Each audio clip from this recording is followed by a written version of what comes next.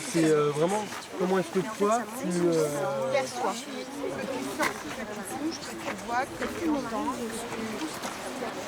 tu appelles à toutes les sens. Là peut-être c'est à vous maintenant de nous raconter un peu ce que vous voyez. Vous vous faites plaisir, vous regardez autour de vous, vous sentez, vous respirez et vous écrivez ce que vous avez comme émotion. Non, moi je vais écrire moi-même. Qu'est-ce que tu ressens? Là en fait j'ai envie d'écrire montagne, froid, froid, froid, froid, froid, froid, froid. Pendant 4 lignes. Qu'est-ce que tu vois? Montagne, froid, arbre mort, hiver, rivière, pollution, route, poteau électrique, maison moche, vélo, lierre, cailloux, herbe, branche, terre, non équipable et branche coupée. C'est une première étape dans le projet, c'est le premier atelier qu'on a proposé à une classe de 6e sur un projet qui s'appelle Les paysages forment la jeunesse. L'idée c'est de découvrir les paysages autour de l'établissement via la Dolce Via et donc en utilisant le vélo tout simplement comme moyen de locomotion pour pouvoir voir un plus grand nombre de paysages divers et variés autour de l'établissement.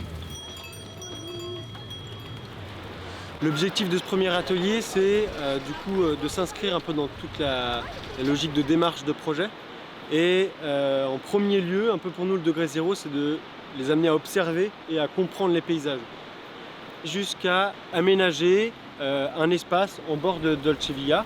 Et l'idée, c'est que sur les étapes en amont, on puisse concevoir avec les différentes disciplines du collège cette réalisation qui intègre la question de l'énergie et de l'autonomie de l'énergie dans la vallée de l'Ergues.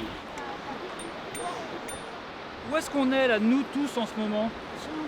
Sur un pont. Et pourquoi il y a un pont? Moi je sais, on va voir avant il y avait un train qui passait sur la Dolce Via.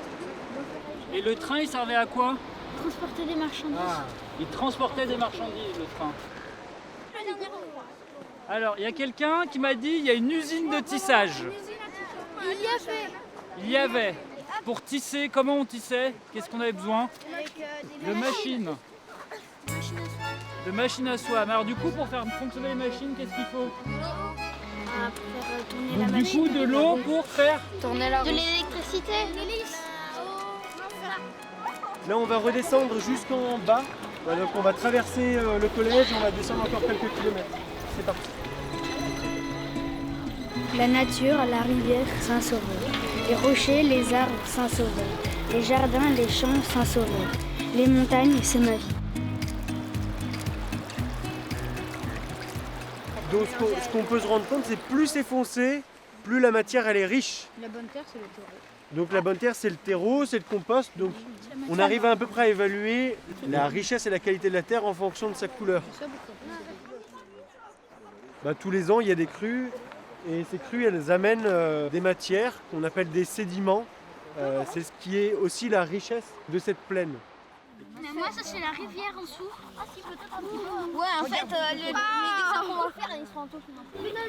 Je comprends pas trop pourquoi ils font une sortie, mais quand même c'est bien quand même. Parce qu'au moins on voit des paysages qu'on n'a peut-être pas encore vus. Oui, si tu reconnais ce caillou, c'est ce bloc de cailloux. Voilà mon champ, voilà ma rivière et après c'est le... Les paysages, ils évoluent avec le temps parce que les hommes le travaillent et ils font des choses dessus. Et en faisant la balade à vélo, j'ai compris aussi qu'il n'y avait pas que cette forme de campagne-là. Je pense qu'il faut en tirer une conclusion. Mais je ne saurais pas dire quelle conclusion. Par exemple, de faire des écrans, il faut profiter de la nature, par exemple faire une balade à vélo.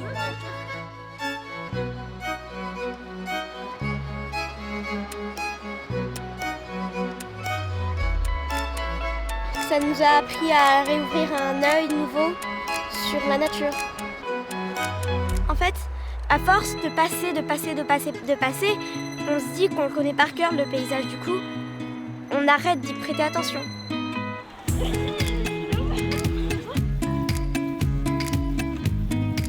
Sur ce projet, on est un certain nombre de profs qui sont engagés dans l'établissement. Ma collègue Audrey Jupon en technologie qui est derrière.